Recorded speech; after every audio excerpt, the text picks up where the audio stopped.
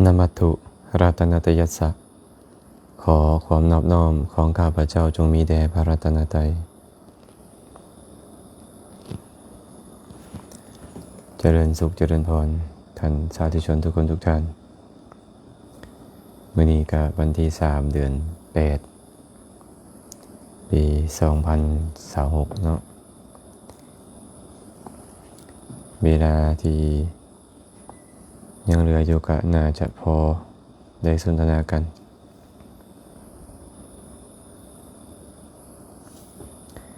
ท่านใดที่เข้ามาแล้วก็ซอยคอมเมนต์มาให้เด้อว่าเสียงใช้ได้บ่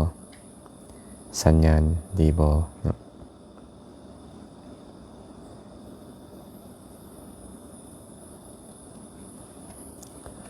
ฟังอยู่ใส่แดน่าจะได้ยินกันทุกคนเนาะ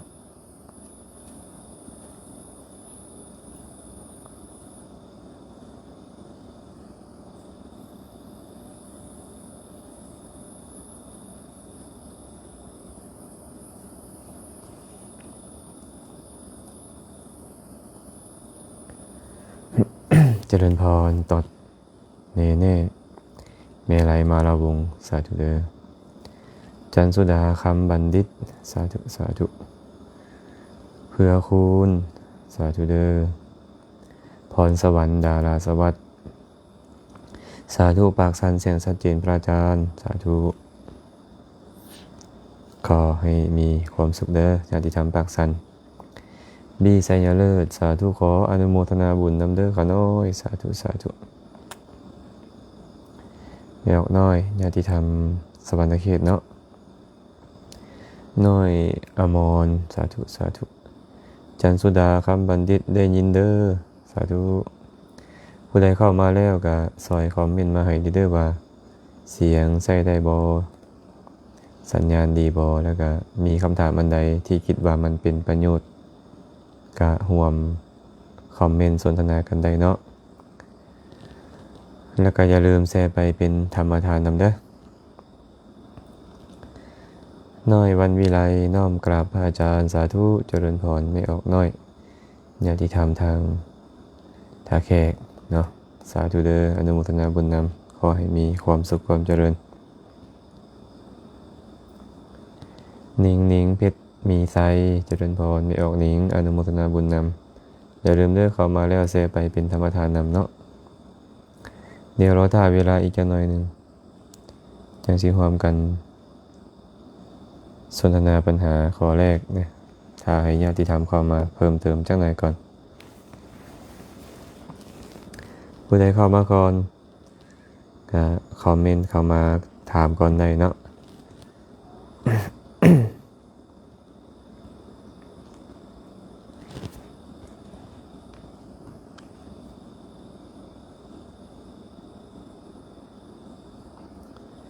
คำแสงพันธวงศ์สาธุธิดาสีแสงนามสาธุเด้อตุ้ยแสงสุวรรณาสบายดีโอสาธุอย่าลืมนะท่านที่เข้ามาแล้วคอมเมนต์เข้ามาพร้อมกันสนทนาแล้วก็แชร์ไปเป็นธรรมทานนำนะเอาปัญหาข้อแรกเลยเนาะก็จะบ่ให้เสียเวลาเนื่องจากเวลาเขากันหน่อยเด้มีคำถามเพิ่นถามเข้ามากราบนมัสการพระอาจารย์เมียเป็นผู้มีศีลมีธรรมปฏิบัติศีล5ศีล8แต่สามีพัดเสพกามข้อ3น่าจะผิดศีลข้อ3เนาะมาตลอดบ่บ่ยาว่าบ่คาดหรือว่ามีเวรกรรมสัมพันธ์อย่างน้อยน้อยเป็นความจริงว่าความสัมพันธ์กันระหว่างบุคคลระหว่างคู่ฮักระหว่างครอบครัวมันก็มีทางช่วงเวลาที่ดีและบ่ดีเนาะแต่ถามว่ามันเป็นกรรมอีหยังที่เราต้องพบพอแบบนี้ความจริงแล้วมันเป็นเพราะกิเลสของแต่ละคนนะจะไปโทษกรรมก็บ่ได้เนาะภรรยาอาจจะเข้าวัดฟังธรรมดีรักษาศีล5ได้ดีรักษาศีล8ได้ดี แต่สามีอาจจะนอกใจอาจจะไปมีบ้านเล็กบ้านน้อยผิดศีลข้อกาเมก็มีตรงกันข้ามบางครอบครัวสามีก็ดีมีศีลดีรักษาศีลรักษาธรรมดีแต่ภรรยาก็ไปมีสู้ไปผิดศีลข้อกาเมก็มีถ้าถามว่าเป็นย้อนหยังย้อนกรรมอันใดต้องบอกว่าเป็นย้อนกิเลสบ่แม่นย้อนกรรมเก่าเนาะเป็นย้อนกิเลสของ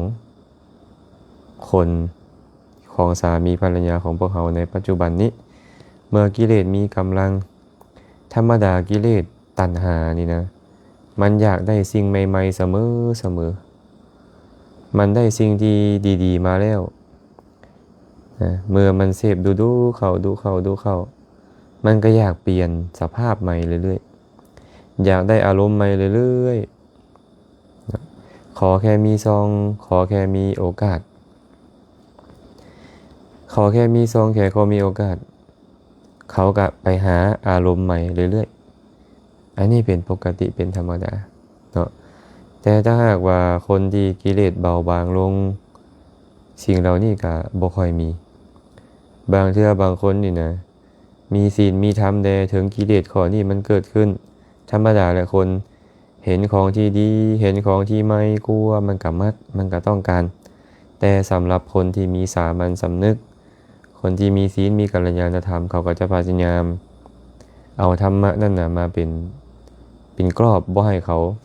ล่วงละเมิดทางกายทางวาจาเนาะฉะนั้นเป็นหยังเมียรักษาศีลดีผัวจึงไปผิดศีลข้อกาเมก็ต้องบอกว่าเป็นกิเลสของผัวเป็นความต้องการเป็นกิเลสเป็นตัณหาของผัวที่เขาต้องการเนาะก็อาจจะเบิ่งที่เฮากับเพื่อนมาว่าเฮาได้เฮ็ดหน้าที่ของภรรยาที่เหมาะสมแล้วหรือยังบางเทื่อเฮามักเข้าวัดฟังธรรมก็จริงแต่สามีอาจจะต้องการอีหยังหลายกว่าหั่นเนาะก็เป็นไปได้ก็เป็นเหตุเป็นปัจจัยให้มีการนอกใจกันอันนี้เป็นธรรมดาเด้อเป็นธรรมดาคันคนมีศีลมีกัลยาณธรรมก็จะบ่เป็นเนาะอันนี้ตอบให้เพิ่นแบบนี้เนาะ ไม่ออกนุชพีรันนุชสาธุฟังอยู่บ่มเราเมืองปากลายเสียงชัดเจนดีสาธุอนุโมทนาบุญนะไม่ออกนุชเด้อจอนจันทาน้อมกราบนมัสการพระอาจารย์สาธุภูจองนนพึ่งกราบนมัสการสาธุครับพระอาจารย์สาธุคำใสวงสุวรรณน้อมกราบนมัสการพระอาจารย์ขาน้อยเสียงแจ้งดีสาธุเด้อทับตาแก้วกราบนมัสการพระอาจารย์โยมแม่ทับฟังจากฝั่งไทยค่ะสาธุชินนามพงน้อมกราบนมัสการเจ้าค่ะสาธุแบบไหนที่เธอรักน้อมกราบสาธุฟังอยู่เมืองนาไซทองแสแล้วเด้อขาน้อยอนุโมทนาบุญน้ำเด้อทานทีแสเป็นธรรมทานเอามาต่อคำถามอีกคำถามหนึ่งพระอาจารย์ขาน้อยขอถามแด่ลูกมีบาปต่อพ่อต่อแม่แต่ถ้าพ่อแม่เฮ็ดแนวบ่ถูกต้องแล้วลูกบอกแล้วพ่อแม่มาป้อยมาด่ามาสาปมาแช่งลูกของตนเองพ่อแม่สิมีบาปกรรมต่อลูกบ่หรือมีแต่ลูกที่มีบาปกรรมต่อพ่อต่อแม่ตอนพ่อแม่ให้พ่อแม่ด่าพ่อแม่สาปแช่งลูกนี่นะเป็นบาปเป็นกรรมบ่หรือว่ามีแต่ลูกบ่ที่คิดบ่ดีว่าบ่ดีต่อพ่อแม่จึงค่อยมีกรรมเราต้องทำความเข้าใจกรรมเนาะพระพุทธเจ้าก็ตรัสไว้ที่อาตมาบอกตลอดเจตนาหังภิกขเวกัมมังวถามิเจตจิตวากัมมังกโรติกายเยนะวาจายะมนัสสาภิกขุทั้งหลายเฮากล่าวเจตนาว่าเป็นกรรมเพราะบุคคลจงใจแล้วจึงเฮ็ดกรรมด้วยกายวาจาใจฉะนั้นบุคคลใดบุคคลหนึ่งมีเจตนาบ่ดีเขาจะเป็นพ่อเป็นแม่เป็นลูกเป็นเพื่อนมิตรสหายเป็นพระเจ้าพระสงฆ์หรือเป็นฆราวาสญาติโยมก็ตามก็เป็นบาปทั้งหมดตรงกันข้ามเขาจะเป็นไผก็ตามมีเจตนาดีคิดเว้าเฮ็ดอีหยังก็เป็นบุญเป็นกุศลกรรมไปพ่อแม่ด่าลูกสาปแช่งลูกก็เป็นบาปนั่นแหละเพราะเกิดมาจากโทสะความโกรธเป็นบาปเช่นเดียวกันหากลูกไปด่าพ่อด่าแม่ สาปแช่งพ่อแม่ก็เป็นบาปคือกันด้วยเหตุที่เพิ่นมีคุณหลายต่อเฮานำบาปที่เฮาไปด่าไปว่าไปสาปไปแช่งพ่อแม่ก็มีหลายกว่าเนาะก็มีหลายกว่าเพราะฉะนั้นบาปบุญคุณโทษบ่ได้อยู่ที่บุคคลบ่ได้อยู่ที่ว่าผู้นั้นจะเป็นพ่อแม่เว้าแล้วบ่เป็นหยังลูกเต้าเว้าจังเป็นบ่แม่นเด้ออันนี้ตอบให้ไปนี่เด้อคำถามนี้เด้อผู้ขันวงศากราบสาธุสาธุขน้อยแสแล้วสาธุต้อยสุธรรมากราบสาธุขน้อยอนุโมทนาบุญนำให้ออกต้อยเด้อญาติธรรมทาแขกกองคำไข่แก้วน้อมขับพระสุภาอาจารย์โอ้ญาติธรรมทางจำปาสักเนาะทางปักเสแป้งโยงน้อมกราบนมัสการอนุโมทนาสาธุเจ้าค่ะญาติธรรมทางกรุงเทพเนาะอุ่นเรือนโมมะเกลือกราบนมัสการพระอาจารย์เจ้าค่ะฟังอยู่อำเภอศรีบุญเรืองชัดเจนดีเจ้าค่ะสาธุสาธุสมฤทธิ์สุธรรมวงศ์ขอน้อมกราบพระอาจารย์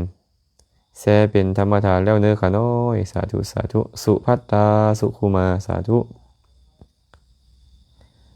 ภูวรุมผมฝันถึงพระอาจารย์แซมเมื่อวันก่อนอยากมีบุญมีโอกาสได้กราบพระอาจารย์เจริญพรสาธุถ้ามีโอกาสก็มาได้วัดป่านาขามยินดีต้อนรับทุกท่านนะมาได้ตลอดเลยนะวันหมอกเพียงสวัสดิ์น้อมกราบพระอาจารย์สาธุญาติธรรมทางสวรรค์เขตหลวงราชแม่เนาะจันเพียงนามุนตรีกราบสการพระอาจารย์สาธุจินตนาแสงคำยองแม่โนราคำจำปาอุทิญาณสุริยวงศ์หอมจันวิไรสาธุเกสรสวรรค์สังสินชัยนมัสการพระอาจารย์รับฟังจาก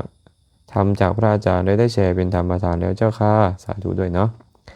ก็จะลืมได้ญาติโยมท่านใดเข้ามาแล้วมีคำถามกับคอมเมนต์เข้ามาเนาะและก็อย่าลืมแชร์ไปเป็นธรรมทานนำมาเบิงอีกคำถามหนึ่งมีคนหนึ่งมาบอกข้าน้อยว่ามีแต่คนถือพระเยซูเท่านั้น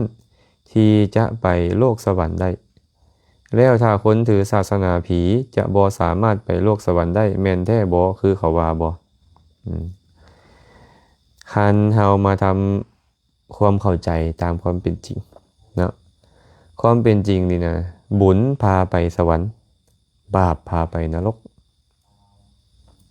บ่แม่นศาสนาพาไปสวรรค์ศาสนาพาไปนรกบ่มีเนาะเจ้าจะเชื่อศาสนาใดๆก็ตามหากเจ้าเฮ็ดบุญกุศลความดีเอาไว้ความดีได้โอกาสส่งผลเจ้าจะไปสวรรค์หากความชั่วได้โอกาสส่งผลเจ้าจะถือศาสนาใดๆก็ตามเจ้าจะไปนรกพระผู้มีพระภาคเจ้าตรัสไว้แบบนี้ว่ายะถากัมมังคมิจฉันติปุญญปาปะพะรูปคานิระยังปาปกรรมมันตาปุญญกรรมมาจะสุขติงนะสัตว์ทั้งหลายจะไปตามกรรมเข้าถึงผลของบุญและบาปที่ตนเองเฮ็ดเอาไว้ผู้เฮ็ดกรรมชั่วยอมเข้าถึงนรกผู้มีกรรมดียอมเข้าถึงสุขติฉะนั้นศาสนายศลาภสรรเสริญอีหยังต่างๆนี่นะบ่แม่นเหตุของการเข้าถึงสุขติโลกสวรรค์นะเขาจะบอกว่าถือศาสนาเยซูหรือถือศาสนาใดๆเท่านั้นจะไปสวรรค์ก็ตามแต่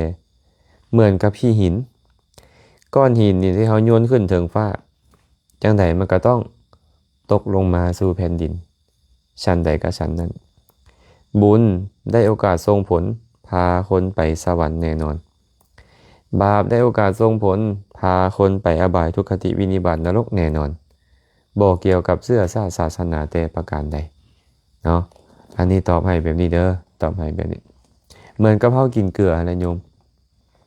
เวลาเฮากินเกลือคนถือศาสนาได้ก็ตามกินเกลือเค็มหมดกินน้ำตาลคนถือศาสนาได้กินน้ำตาลหวานหมดบ่เกี่ยวกับศาสนาเนาะบ่เกี่ยวกับศาสนาความดีพาไปสุขติความชั่วพาไปอบายทุกขติวินิบาตนรกอันนี้ตอบคำถามเพิ่นแบบนี้เนาะ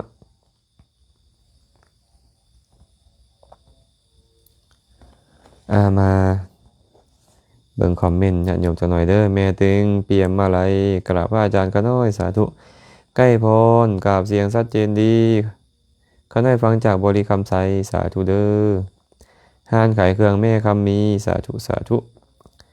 วันนี้สีอัมพรน้อมกราบนมัสการพระอาจารย์ฟัง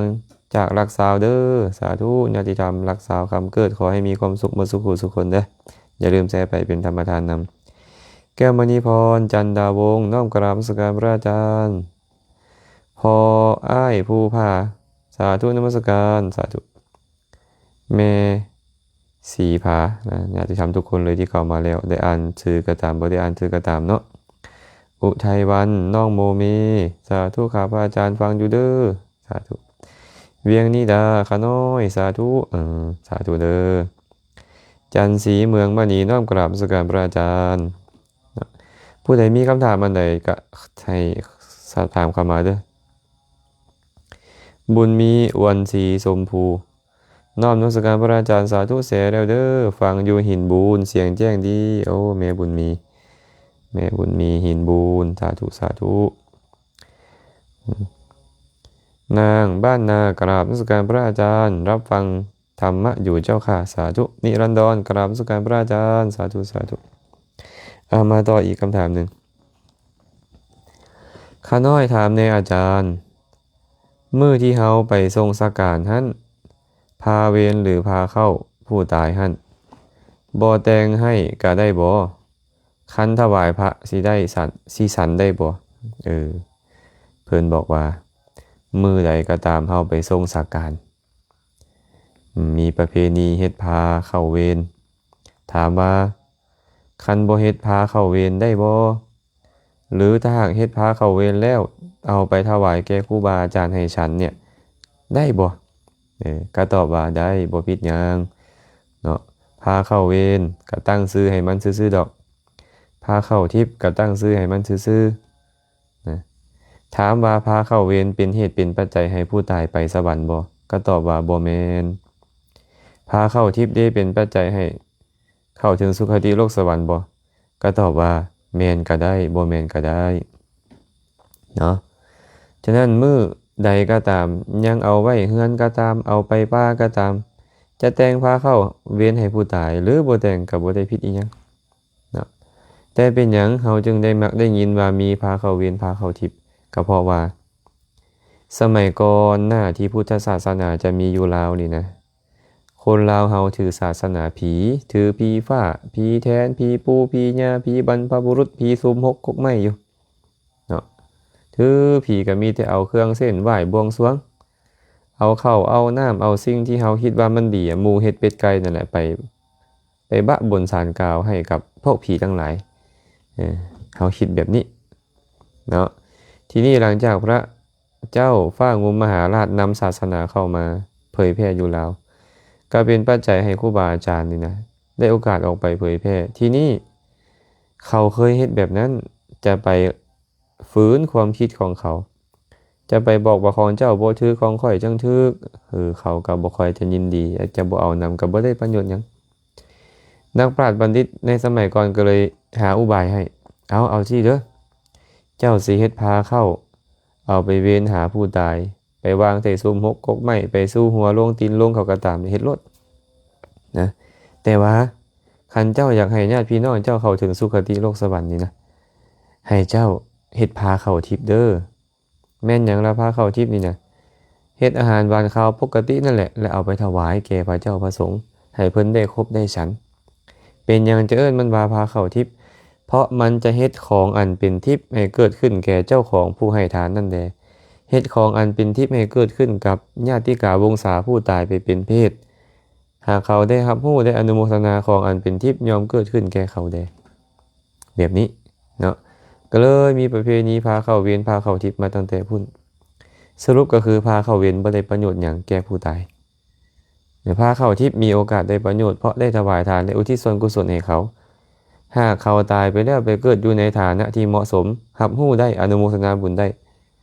เขาจะได้บุญได้กุศลนำเฮาเนาะอันนี้ตอบให้ไปนี่เด้อถวายพระได้บ่พาเข้าเวรนี่นะได้หั่นแหละเนาะพาเข้าได้ก็ถวายพระได้หมด ได้บุญแล้วอุทิศบุญได้บ่อุทิศบุญก็ได้อีกเนาะตอบให้ไปนี่เด้อ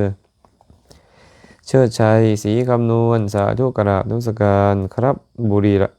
สระบุรีครับสาธุญาติธรรมทางสระบุรีหมูน้อยปากริมสาธุสาธุกราบนมัสการเจ้าขาพระอาจารย์สาธุด้วย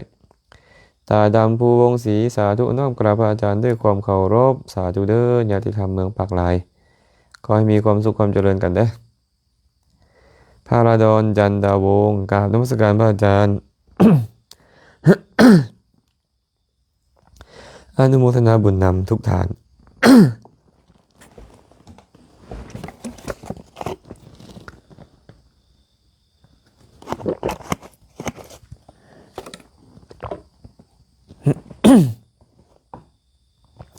แม่ผู้ไข่วรราชสาธุอนุโมทนาบุญนำเด้อเอ้ยหลำนอนนมัสการพระอาจารย์เสียงแจ้งดีสาธุอุทัยวันกราบนมัสการค่ะเสียงชัดเจนดีค่ะสาธุเด้อบุญตั้งวรจักรวันนี้สีอัมพรแซ่แห่แล้วเด้อสาธุสาธุยางจันทขีอัศนาวงศ์สาธุน้อมกราบพระอาจารย์แซมที่ตามทุกมืออนุโมทนาบุญนำแม่ออกมีสาธุเวียงคำอุตสาแม่เวียงญาติธรรมบ้านหาดน้อมกราบพระอาจารย์แซ่เป็นธรรมทานแล้วเด้อสาธุอนุโมทนาบุญเด้อผู้ใดแซ่ไปผู้นั้นก็ได้บุญข้อธรรมทานเนาะได้บุญข้อธรรมทานและผู้ใดถามปัญหามาก็จะได้บุญข้อธรรมทานคือกันแม่แกนจัน มั่นทีเลิศกล่าวนมัสการพระอาจารย์ก็ได้แชร์เป็นธรรมทานแล้วเสียงชัดเจนดีสาธุขันทะมาลานมัสการสาธุมาอีกคำถามหนึ่งเนาะกราบนมัสการครูบา ข้าน้อยขอถามแด่มีคนที่ถือสัตว์ที่ถือศาสนาคริสต์ขออภัยเนาะเอาใหม่เด้อนมัสการครูบาข้าน้อยขอถามแด่คนที่ถือศาสนาคริสต์เมื่อเสียชีวิตไปแล้วสามารถเฮ็ดบุญอยู่วัดศาสนาพุทธอุทิศให้เขาได้บอกกันหน่อยเพิ่นถือศาสนาคริสเตียนและตายไปแล้วพี่น้องป้องปายเพิ่นอยากมาเฮ็ดบุญในศาสนาพุทธในวัดพุทธเอาของมาถวายทานแล้วอุทิศบุญให้เพิ่นได้บ่ก็ตอบว่าศาสตร์ใดศาสนาใดชนชั้นวรรณะใดก็ตามสามารถเฮ็ดบุญและอุทิศให้กันได้หมดเลยบ่มีข้อจำกัดเนาะผู้ใดผู้หนึ่งก็ตามละโลกนี้ไปแล้วตายไปแล้วกรรมชั่วส่งผลก็ไปประสบทุกข์เกิดในนรกแดกำเนิดเดรัจฉานแดเปรตวิสัยแดอสุรกายแดก็มีนะบุคคลในโลกนี้ถือศาสนาใดก็ตามบุญส่งผลในเวลาใกล้ตายได้เกิดเป็นมนุษย์ก็มีเทวดาก็มีเนาะแต่ถ้าหากว่าญาติพี่น้องป้องไปเฮาตกทุกข์อยู่ลำบากอยู่ตายไปได้ไปเกิดเป็นเพศเป็นผีพวกเพศเหล่านั้นมีความประสงค์มีความต้องการอยากจะได้ส่วนบุญจากเฮาเพราะเขาทุกข์ทรมานเนาะเป็นเพศนี่ทุกข์ทรมานกินหยังก็กินบ่ได้ที่ได้กินแต่น้ำเลือดน้ำนองน้ำมูกเขาก็บ่พออิ่มพอเต็มย้อนหิวกระหายอยู่ทุกเวลาเส้นเอ็นขึ้นฟูเนื้อนางมังสาแตกแห้งเลือดนองไหลอยู่เนาะบางตนถูกไฟไหม้อยู่เป็นประจำต้องการจะพ้นจากความเป็นเปรตต้องการจะได้บุญกุศลจากเฮาอนุโมทนาและจะได้อยู่ได้กินได้บริโภคเจ้าถือศาสนาใดก็ตามได้นำเข้าของวัตถุเข้าปลาอาหารผ้าพรทอนสบายถวายทานแก่พระเจ้าประสงค์แล้วอุทิศบุญนั่นไปให้เขารับรู้อนุโมทนานำเขาก็ได้อยู่ได้กินได้บริโภคหรือพ้นไปจากความเป็นเพศไปเกิดในสวรรค์ได้บ่เกี่ยวว่าเจ้าถือศาสนาหยังแค่เจ้าเฮ็ดบุญและอุทิศไปให้เขารับรู้เขาอนุโมทนาเป็นปัจจัยเขาพ้นจากทุกข์ได้ทั้งหมดเนาะอันซั่นเนาะถือคริสเตียนมาถวายทานอยู่วัดพุทธได้บ่ก็ตอบว่าได้บ่มีปัญหาหยังดอกเนาะได้เด้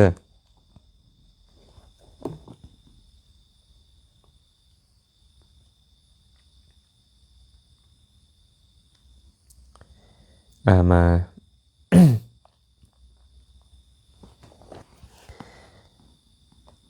เบิ่งคอมเมนต์ต่อเนาะ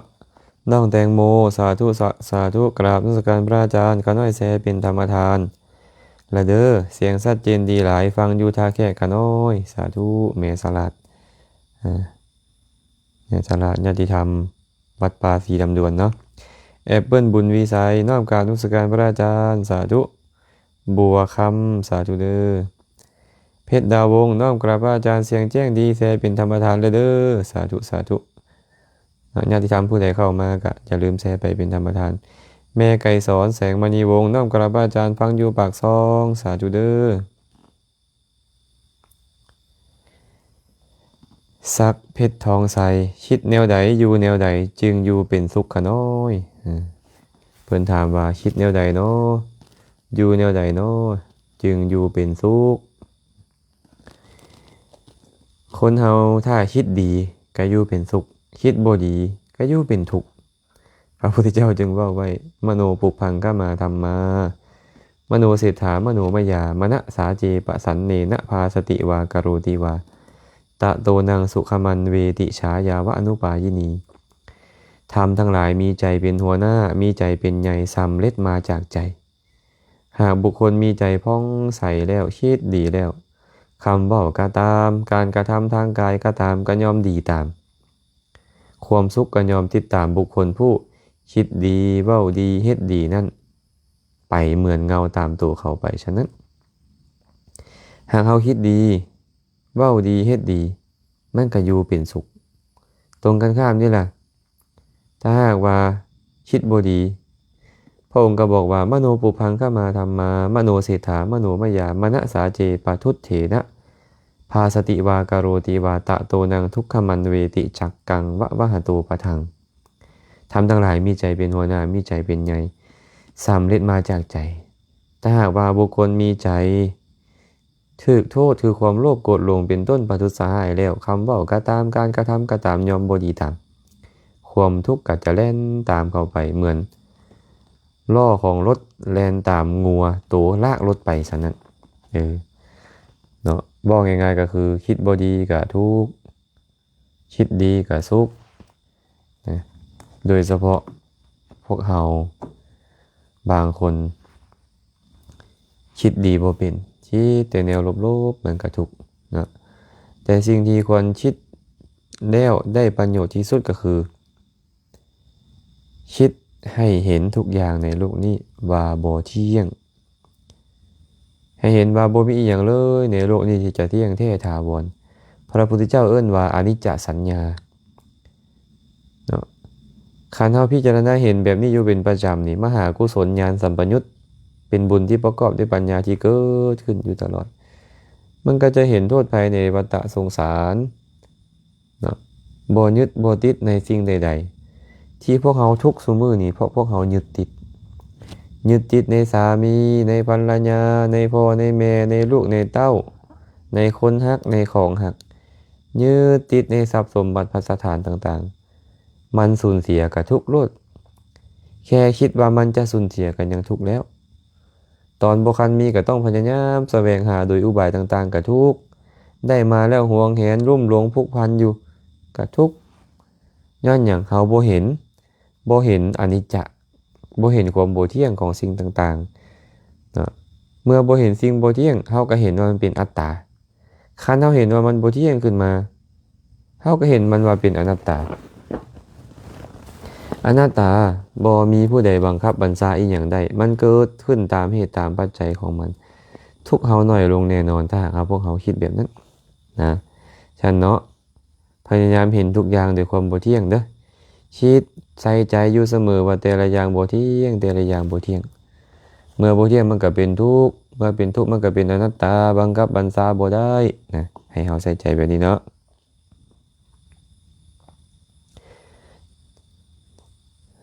ชัชวาลกราบนมัสการครับอาจารย์สาธุเนาะนางไรบ่อยบุญพานมัสการอาจารย์ขอถามคำว่าประกอบด้วยองค์8มีหยังแดคำว่าอย่างละคำว่าประกอบด้วยองค์8 คำว่าที่พระสัมมาสัมพุทธเจ้าเสียงประดุจเสียงพรหมอันประกอบด้วยองค์8นั่นบอกโอ้อันนี้จื่อได้บ่หมดได้เนี่ยบ่ได้ ไปทวนดุลแล้วเนาะเสียงทุ่มเสียงบอฟ้ามัวอีกอย่างเป็นต้นนั่นแหละนะเพิ่นเลยว่าเสียงพระพุทธเจ้าเนี่ยเหมือนกับเสียงพรหมเหมือนกับเสียงนกกระเวกที่มีเสียงทุ่มเสียงกังวานมีเสียงที่สระสรู้ไว้บอฟ้าบอมัวเป็นต้นเด้อตอบอะไรบ่อยทำนี้ก็เดินเลยจะหาหลักฐานมาให้ได้บ่อยอีกเท่านึงนางอาสพรศูนย์พระวงศ์ฟังพระอาจารย์แล้วขาน้อยหู้แจ้งหลายสิ่งหลายอย่างสาธุอนุโมทนาบุญนำเด้อวีระเพ็ญพุทธากราบนมัสการพระอาจารย์แซมฟังจากนครพนมชัดเจนดีค่ะสาธุเจริญพรขอให้ญาติโยมทางนครพนมมีแต่ความสุขความเจริญเด้อเพชรแก้วมาลาวงสาธุนมัสการพระอาจารย์สาธุเพชรสมภูสาธุพระอาจารย์เสียงชัดเจนดีสาธุเด้อแจนราชสมบัติแม่แจนญาติธรรมทางอเมริกาน้อมกราบนมัสการพระอาจารย์ข้าน้อยฟังประจำสาธุสาธุอนุโมทนาบุญนำเด้อ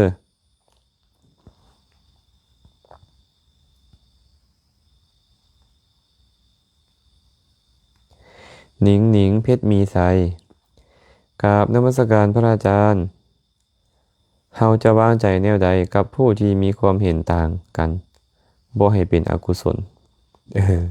โอ้อันนี้ยากเลยเนาะแม้แต่พระสัมมาสัมพุทธเจ้าก็ยังบ่สามารถเฮ็ดให้บางคนมาเห็นเหมือนกันกับเพิ่นได้ยอมรับความจริงก่อนเบื้องต้นว่าทุกคนมีความคิดความอ่านบ่คือกันมีความเห็นบ่คือกันฉะนั้นต้องมีความเห็นต่างแน่นอนเนาะอาตมาก็เลยเว้าอยู่เสมอว่า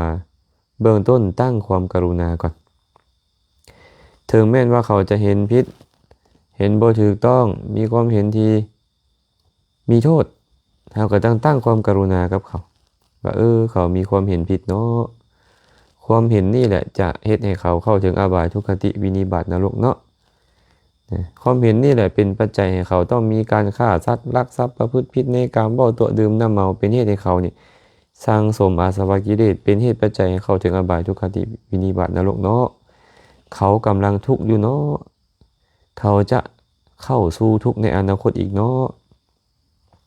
ให้ตั้งความกรุณาขึ้นก่อนแบบนี้นะเมื่อตั้งความกรุณาแล้วก็ชี้แจงในฐานะที่พวกเขาควรจะชี้แจงหากชี้แจงได้แต่ว่าการจะชี้แจงคนอื่นนี่นะเราต้องเฮ็ดตนให้ประกอบด้วยองค์ประกอบ5ประการซะก่อน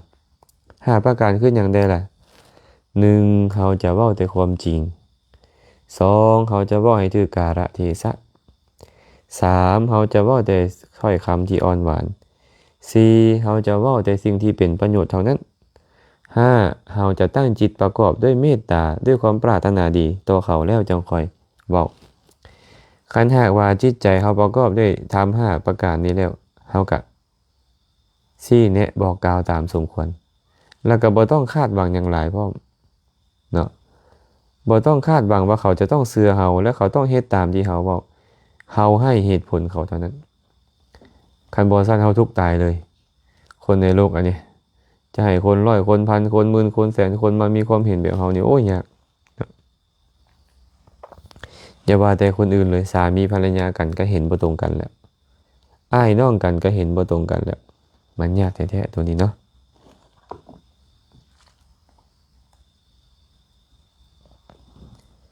คันทองไสยวงศ์กราบนมัสการพระอาจารย์ขอโอกาสถามคำว่าผู้ใดเห็นธรรมชื่อว่าเห็นเฮาผู้ใดเห็นเฮาชื่อว่าเห็นธรรมแล้วเห็นแบบใดคะน้อยเห็นธรรมชื่อว่าเห็นเฮาตถาคตเห็นตถาคตชื่อว่าเห็นธรรมความจริงแล้วความหมายของเพิ่นก็คือว่าหากเห็นธรรมก็ชื่อว่าเห็นโพธิญาณคำว่าโพธิญาณนี่เนี่ยก็เป็นชื่อของเครื่องตัดสหูถามว่าพระพุทธเจ้านี่ห่างกายบ่เป็นพระพุทธเจ้าหรือว่าจิตใจพุ่นห่างกายนี่บ่ได้เป็นพระพุทธเจ้าดอกแม่นบ่บุคคลเป็นพระพุทธเจ้าก็เพราะว่าตัดสหูธรรมตัดสหูด้วยหยังด้วยปัญญาด้วยโพธิญาณฮู้ทุกสิ่งทุกอย่างญาณอันเป็นเครื่องตัดสหู ฮู้ว่านี่ทุกข์นี่เหตุเกิดทุกข์นี่เหตุดับทุกข์นี่ทางไปสู่ความดับทุกข์นะหากผู้ใดฮู้เห็นตามความเป็นจริงคือบรรลุธรรมแล้วญาณปัญญาคือโพธินี่เกิดขึ้นแล้วกะซื่อว่าเห็นพระพุทธเจ้าบ่แม่นเห็นด้วยตาฮู้แจ้งด้วยใจว่าโอ้พระพุทธเจ้ามีแท้พระสัมมาสัมพุทธเจ้าตรัสรู้ด้วยญาณนี้ด้วยปัญญานี้บุคคลผู้ตรัสรู้ด้วยญาณนี้ด้วยปัญญานี้แหละเอิ้นว่าพุทธะผู้ฮู้แล้วเฮ็ดให้ผู้อื่นตามเอิ้นว่าสัมมาสัมพุทธะผู้ฮู้ตามพระสัมมาสัมพุทธะเอิ้นว่าสาวกพุทธะเอิ้นว่าอนุพุทธะคันผู้ได้เห็นธรรมก็คือว่าเห็นพระสัมมาสัมพุทธเจ้าโดยเห็นด้วยปัญญาว่าพระพุทธเจ้ามีแท้พระพุทธเจ้ามีแท้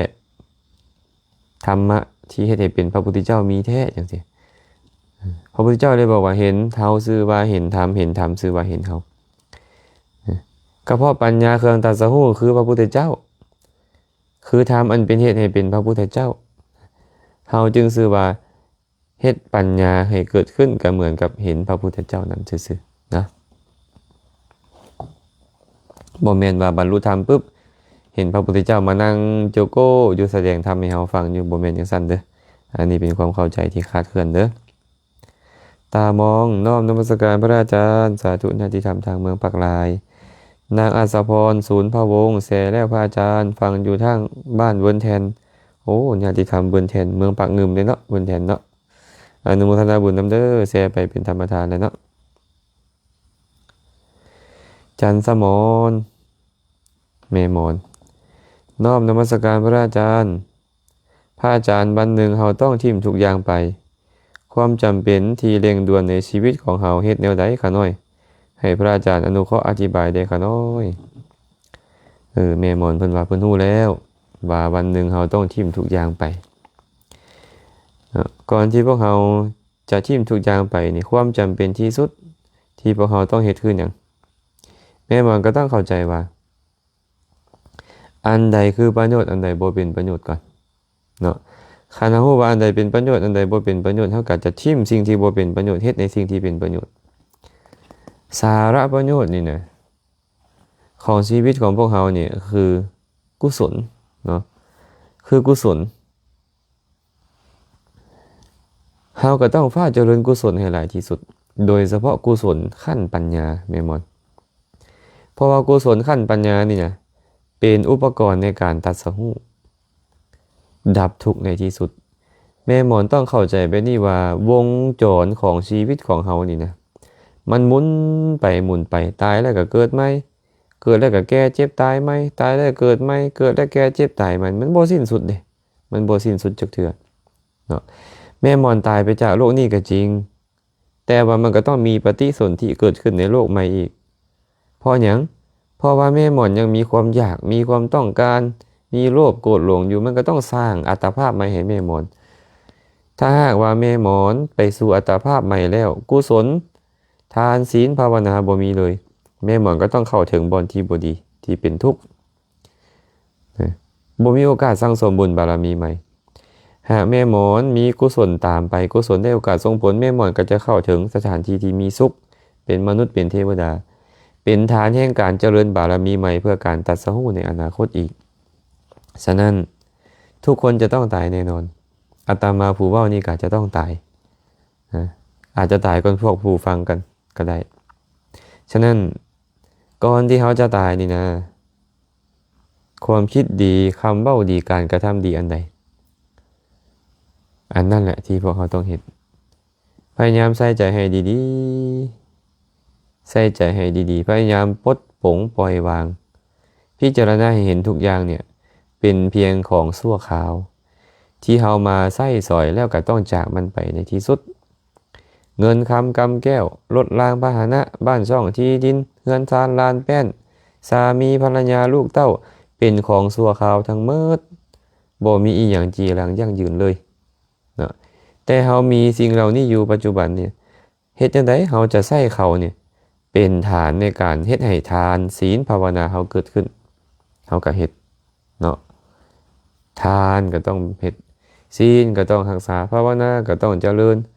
ความเคารพอ่อนน้อมต่อผู้ใหญ่ก็ต้องเฝ้าเร่งเฮ็ดการซักซ้วนอวนต้านคนอื่นให้เฮ็ดกุศลคุณงามความดีก็ต้องเฝ้าเฮ็ดเพราะเฮาส่วนก็คือเฮาได้กุศลนั้น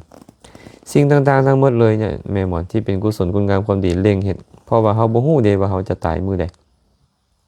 บ่ฮู้เมื่อกี้นี่ไปนั่งสมาธิ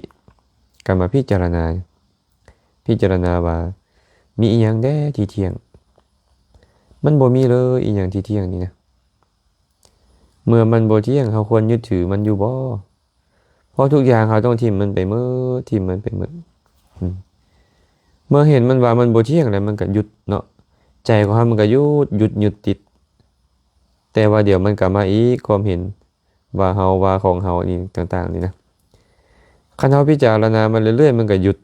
เมื่อมันหยุดมันสงบใจตัวนั้นมันสงบมันเป็นสุขมันสบายมันโล่งทุกข์น้อยลงตอนที่ทุกข์น้อยลงว่ากุศลเกิดขึ้นหลายเพราะฉะนั้น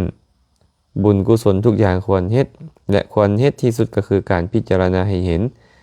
ว่าบ่มีสิ่งใดเที่ยงแท้ถาวรบ่มีสิ่งใดที่เฮาจะสามารถไปบังคับบัญชามันได้มันบ่เป็นไปตามใจเฮาแน่นอนฉะนั้นคันเฮาพิจารณาอยู่แบบนี้เรื่อยๆนี่นะเฮาจะบ่ยึดติดในสิ่งใดๆแล้วก็จะเฝ้าคนขวยเฮ็ดให้ตัวเองนี่พ้นจากทุกข์ให้ไวที่สุดเนาะอันนี้ก็ตอบแม่มอนแบบนี้เด้อ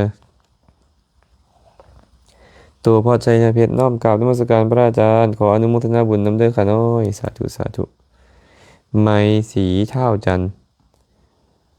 น้อมนมัสการสาธุเด้อนางแอนแก้วประเสริฐสาธุจันสุดาจันทามีนาวงศ์หับชมหับฟังแซ่แล้วเด้อค่ะน้อยสาธุเด้อคำพุทธ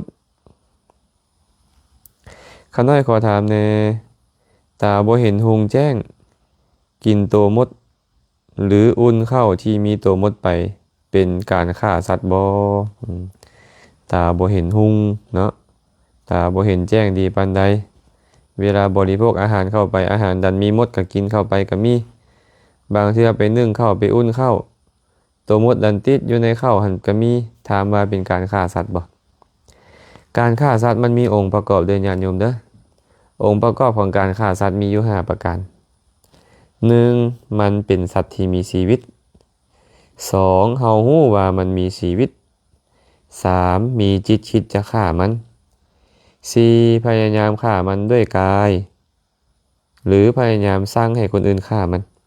5. มันตายเพราะความพยายามของเฮานั้นหากมันครบ5ประการนี้จึงชื่อว่าปาณาติบาตจึงชื่อว่าการฆ่าสัตว์แต่ในกรณีที่ไม่ออกว่านี้ว่าตัวเองบ่เห็นหุงก็แสดงว่าเฮาบ่ฮู้ว่ามันเป็นสัตว์เฮาบ่ได้คิดที่จะฆ่าสัตว์บ่ได้มีความพยายามจะฆ่าสัตว์มีแต่มันเป็นสัตว์และมันตายองค์ประกอบของการฆ่าสัตว์จึงบ่มีเนาะองค์ประกอบของการฆ่าสัตว์จึงบ่มีบ่เป็นปาณาติบาตแต่ถ้าหากว่ามันตายแล้วเฮามาเกิดความกินแรงแข้งใจอันนี้มันจะเป็นบาปได้นี่ใจเป็นอกุศลเอิ้นว่ากุกุจจะฟุ้งซ่านรำคาญใจขออภัยความเดือดเนื้อห้อนใจความรำคาญใจเนาะดึงหลวงสมภูกราบนมัสการพระอาจารย์เสียงแจ้งดีญาติธรรมทางหลักสาวเนาะเวียงคอนฟังธรรมนำพระอาจารย์อธิบายได้ชัดเจนค่ะน้อยขอน้อมอนุโมทนาสาธุเจริญพรเด้ออย่าลืมแชร์ไปเป็นธรรมทานเด้อไม่ออกแบะ ไม่เห็นเป็นมาฟังโดนแล้ววันนี้สีอัมพรสาธุข้าน้อยขอถามตอนนั่งสมาธิตั้งจิตอุทิศบุญแก่ญาติพี่น้องนี่ถูกหรือผิดข้าน้อยบ่มีถูกบ่มีผิดเนาะนางอุทิศส่วนกุศลอุทิศแบบใดตอนใดก็ได้นะจะตอนนั่งสมาธิหรือตอนบ่นั่งสมาธิก็ได้เพราะว่าเฮ็ดบุญทุกอย่างก็สามารถอุทิศส่วนกุศลได้นั่งสมาธิกุศลก็เกิดขึ้นแล้วก็อุทิศบุญกุศลได้แต่ว่าหากเราต้องการอยากจะที่ให้กุศลมันเกิดติดต่อให้กุศลสมาธิเกิดติดต่อหน้าที่ของพวกเราก็คือกำหนดอารมณ์ของกรรมฐานที่พวกเราเจริญสมมุติเราเจริญอานาปานสติเราก็บ่ต้องไปอุทิศอีหยังดอกเราก็ต้องมาเบิ่งลมหายใจเรานี่เบิ่งลมหายใจเข้าหูออกหูเข้าหูออกหูอันนี้หน้าที่ของเราสำคัญ หน้าที่ในการเจริญสมาธิแม่นบ่อันนี้เว้าถึงการถ้าหากว่าเฮาอยากเจริญสมาธิได้ถามว่าอุทิศบุญนี่ผิดบ่มันก็บ่ผิดแต่ว่ากุศลสมาธิของเจ้ามันบ่เป็นไปติดต่อเท่านั้นเองนะถามว่าผิดบ่ได้ผิดหรอกเนาะน้อยราสวงศาสาธุเด้อสุขสาครน้อมกราบนมัสการพระอาจารย์ขน้อยสาธุรัศมีแก้วคำพันธ์สาธุเมติ้งเปียมมาลัยกราบพระอาจารย์ขน้อยขอถามเดแมนบ่ว่าผู้หญิงจับบาดพระบ่ได้ขน้อยขอพระอาจารย์อธิบายให้ฟังในขน้อยเพิ่นถามว่าแมนแท้บ่ผู้หญิงไปจับบาดพระบ่ได้นี่นะขน้อยอาจารย์อธิบายให้ขน้อยฟังเดก็ถามกลับคืนไปว่าผู้หญิงจับบาดพระแล้วมันเป็นหยังพระเป็นอาบัติบ่หรือพระป่วยไข้ขึ้นทันทีบ่หรือจังใด เนาะข้าถามว่าพระเป็นอาบัติบ่เมื่อผู้หญิงไปจับบาดก็ตอบว่าบ่มีอาบัติดอกนะบ่มีอาบัติอีหยังเลยนะบางคนนี่คิดหลายเกินไปจักบาดพระเอามือไปต้องบาดพระโอ้ยทุกข์ใจ 2-3 มื้อนอนบ่หลับก็มีอันนี้คนบ่เข้าใจเนาะถ้าคนเข้าใจแล้วเนี่ยผู้หญิงจับบาดพระบ่ผิดหยังแต่ถ้าพระเอาบาดไปแตะผู้หญิงอันนี้พระผิดเพราะพระอยากแตะต้องผู้หญิงการสั้นหาญาติโยมผู้ที่เข้าใจธรรมะขึ้นมาเวลาที่พระฉันอาหารหวานข้าวแล้วขอเอาบาดพระไปล้างพุ่นนะเพราะอย่างล่ะบาดพระก็เหมือนกับถ้วยญาติโยมไหมพระพุทธเจ้าอนุญาตให้พระมีบาดแทนถ้วยเพื่อหยังเพื่อใส่ข้าวเพื่อใส่น้ำกินเท่านั้นแหละบาดพระนี่นะแต่ว่าต้องมีจิตจะลักษณะต้องเฮ็ดให้ถูกต้องตามธรรมตามวินัยซื่อๆส่วนผู้หญิงจับบาดพระช่วยยกช่วยจับช่วยถือบ่ช่วยไปล้างไปช่วยบ่ผิดอีหยังได้บุญเอิ้นว่าเวยาวัจจะไหมได้บุญครับ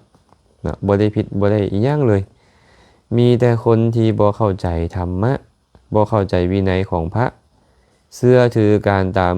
ครูบาอาจารย์เล่ามาคนเฒ่าคนแก่เล่ามาก็เชื่อถือแบบผิดๆไปซื่อๆในพระวินัยปิฎกบ่เคยมีอาบัติของพระข้อโยม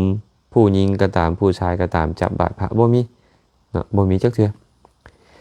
ถ้าเอาบาดนี่นะหากพระเอาบาดไปใส่เศษอาหารเอาบาดไปใส่เศษขี้เหงื่อเอาบาดไปใส่น้ำล้างมืออันนี้ก็บ่ถูกแท้อันนี้เป็นอาบัติแบบนั้นนะเนาะ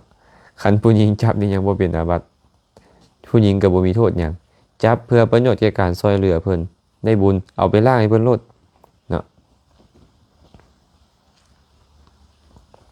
แม่ต้องสายบุญน้อมอนุโมทนาสาธุในคติธรรมคำสอนเจ้าค่ะสาธุด้วยเนาะอ่านมาจังไดนี่ข่าววะข่าวสุรินทร์แม่นบ่สาธุสาธุกราบนมัสการพระอาจารย์ข้าน้อยขอถามพระอาจารย์แด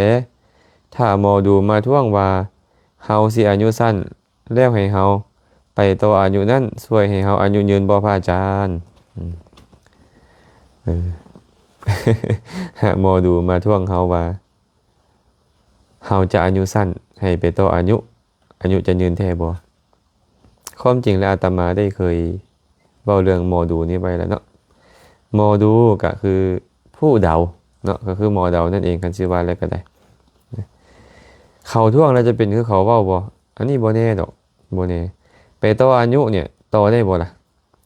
ต่อไปได้ล่ะต่ออายุเนี่ยต้องถามก่อนว่าต่อไปได้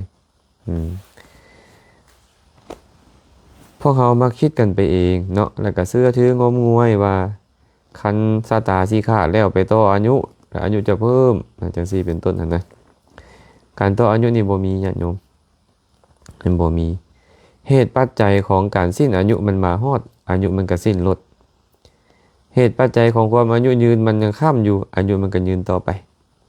มันบ่อยู่ที่เฮาไปต่อหรือบ่ต่อคันคนสามารถต่ออายุได้หั่นนะคนจะอายุยืนกว่าเฮานี่หลายสมัยพุทธกาลพระมหาโมคคัลลานะเถระมีหูทิพย์มีตาทิพย์เหาะเหินเดินอากาศได้แสดงฤทธิ์โดยประการต่างๆได้ แต่พระโมคคัลลานะบ่สามารถต่ออายุของตัวเองได้เป็นอย่างจึงเป็นแบบนั้นกรรมมันจัดสรรกรรมมันจัดสรรกรรมซัวที่เพิ่นเฮ็ดไว้ในอดีตเนี่ยมันมาบั่นทอนชีวิตเพิ่นให้ชีวิตเพิ่นอายุสั้นเจ้าจะไปต่อแนวใดก็บ่ได้มีแต่ยอมรับมันอย่างเดียวพระโมคคัลลานะมีฤทธิ์หลายปานนั้นสุดท้ายถูกโจรทุบฆ่าจนตายอันนี้เป็นอุบายของการอยากเฮ็ดให้ญาติโยมนี่นะมาเลื่อมใสศรัทธาในเพิ่นผู้เป็นหมอดูฮั่นเอาลาภเอาสักการะเข้าไปให้อยากให้ไปแก้นำข้าเจ้าฮั่นจังซี่เป็นต้นนั่นนะก็ต้องเว้าแบบนี้ล่ะว่ามันเป็นความจริงก็ได้บ่เป็นความจริงก็ได้สำหรับหมอดูนะแต่การต่อชะตาต่ออายุนี่มันบ่มีเด้อบ่มีแต่เฮ็ดกุศลเนาะอยากอายุยืนตืมก็เฮ็ดกุศลนี้หยังล่ะกุศลทุกอย่างเลยโดยเฉพาะและการให้ชีวิตเป็นทานเห็นสัตว์กำลังจะตายก็เอาไปปล่อยซะซื้อไปปล่อยซะจังซี่แล้วก็ตั้งจิตอธิษฐานขอให้อายุยืนความจริงแล้วการให้ชีวิตเป็นทานเป็นเหตุแห่งอายุยืนอยู่แล้วนะอันนี้ตอบให้แบบนี้เด้อ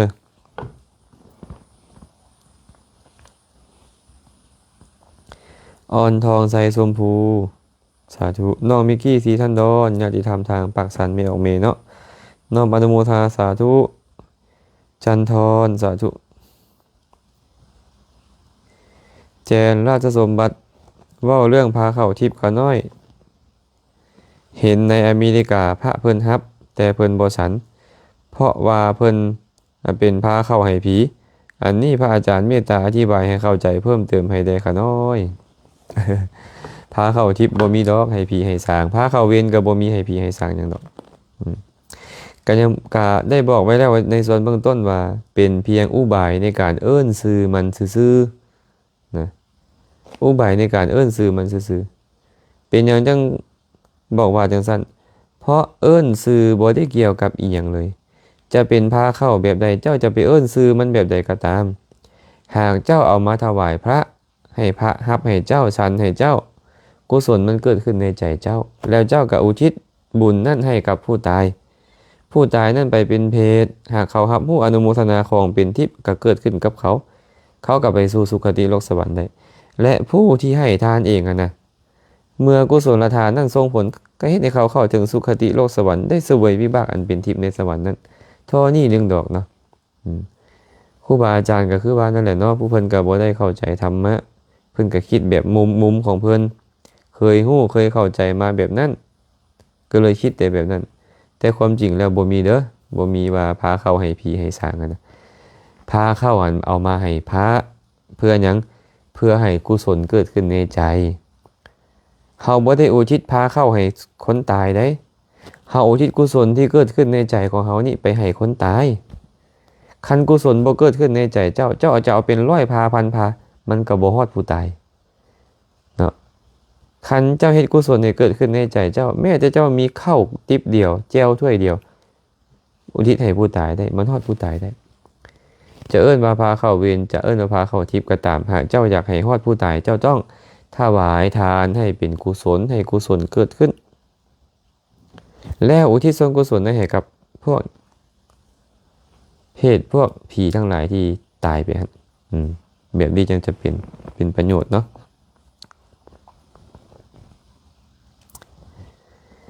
จันเพียงนามุนตีกราบนมัสการพระอาจารย์ข้าน้อยฟังอยู่เมืองกาสีข้าน้อยฟังอาจารย์ติดตามอาจารย์มาแต่อาจารย์เดินจาริกปีแรกๆมาถึงปัจจุบันได้3 ปีแล้วข้าน้อยโอ้สาธุเด้อแม่จันเพียงนามุนตีอนุโมทนาบุญนำเนาะขอให้มีความสุขความเจริญเด้อฟองสมุทรแก้วมณีวงศ์เจริญพรเด้อมีออกดีอนุโมทนาบุญนำมันบ่เนี่ยไอป่ะสุรินทองสาธุเจริญพรอนุโมทนาบุญนำคำผิวแสเป็นธรรมทานแล้วเด้อญาติธรรมทางเสียงขวงเนาะคำศรีสวรรค์สาธุตัวเล็กเงินโอ้ญาติธรรมวัดด่านเนาะน้อมกราบนมัสการพระอาจารย์ถ้าปรารถนาเป็นผู้มีปัญญากว้างขวางมีปัญญาเฉียบแหลม ทางธรรมฟังธรรมแล้วเข้าใจข้ออัดข้อทำง่ายควรสร้างเหตุหรือฝึกตนแนวใดน้อขะน้อย เนาะอันนี้ก็เว้ายากอยู่ตัวนี้อยากมีปัญญาหลายอยากมีปัญญาหลายคนเฮ็ดได้ใดเหตุของการมีปัญญาหลายก็คือการฟังธรรมสนทนาธรรมแสดงธรรมสาธยายธรรมพิจารณาธรรมปฏิบัติธรรมนี่แหละเป็นเหตุของการเฮ็ดให้เรามีปัญญาหลายแต่ถามว่าทานศีลมีส่วนบ่ก็ต้องตอบว่ามีส่วนอย่างเช่นภาษาลีบุตรแม่นบ่เวลาเพิ่นเฮ็ดกุศลอันใดนึงเพิ่นก็ปรารถนาขอให้เพิ่นนี่ไปเป็นผู้มีปัญญาหลายในอนาคตนะแต่ว่าเหตุของมันโดยตรงก็คือฟังธรรมสนทนาธรรมแสดงธรรมสาธยายธรรมพิจารณาธรรมปฏิบัติธรรมนี่เป็นเหตุแห่งการมีปัญญาหลายเนาะเหตุเอาเด้อไม่เอาเงินเด้อตอนฟังเขากับฟังตอนสนทนาเขากับสนทนาตอนเว้าให้หมู่ฟังเขากับเว้าตอนสาธยายเขากับสาธยายตอนพิจารณาเขากับพิจารณาอย่างสี่แหละเนาะจะเป็นเหตุให้มีปัญญาหลายเด้อให้ธรรมะเป็นทานก็เป็นเหตุด้วยกันได้อย่างเช่นพวกเขาแซ่ธรรมะให้เป็นทานมีความประสงค์ให้หมู่เกิดปัญญาก็เป็นเหตุให้เขามีปัญญาในอนาคตคือกันเนาะเพชรสมัยดาวงน้อมกราบอนุโมทนาสาธุบุญนำพระอาจารย์เด้อค่ะน้อยสาธุสาธุดอกเตอร์คำไพจิตรราชน้อมกราบนมัสการพระอาจารย์สาธุสาธุเกศรสวรรค์สังสินชัยนมัสการพระอาจารย์โยมมีข้ออัดข้อธรรมอยากถามพระอาจารย์เกี่ยวกับการขอขมากรรมกับคนที่เสียชีวิตไปแล้วเราสามารถทำได้หรือไม่แล้วจะเห็นผลในการขอขมาหรือไม่น้อมกราบนิมนต์พระอาจารย์ตอบข้ออัดข้อธรรมให้โยมหายข้องใจด้วยไม่ว่าจะเป็นคนยังมีชีวิตหรือตายไปแล้วก็ตามโยมเราก็สามารถขอขมาได้ทั้งหมดนั่นแหละเนาะเราก็นึกถึงเขานะแล้วก็หากเขาตายไปแล้วนะก็นึกถึงเขาแล้วก็กล่าวออกมาเราขออโหสิกรรมกรรมใดก็ตามที่เราได้ทำไม่ดีไปด้วยกายวาจาใจก็เธอจงอดโทษให้เราด้วยนะอะไรอย่างนี้เป็นต้นเลยเนาะถ้าเขารับรู้มันก็ดีหากเขาไม่รับรู้ถามว่าใจเราเป็นกุศลหรือยังก็เป็นกุศลแล้วเพราะว่าเรามีความตั้งใจอยากจะทำขมากรรมนะจะถามว่าจะเห็นผลในการขอขมาไหมอันนี้ไม่แน่นอนนะไม่แน่นอนการขอขมาคือมันปลดล็อกใจเราเท่านั้น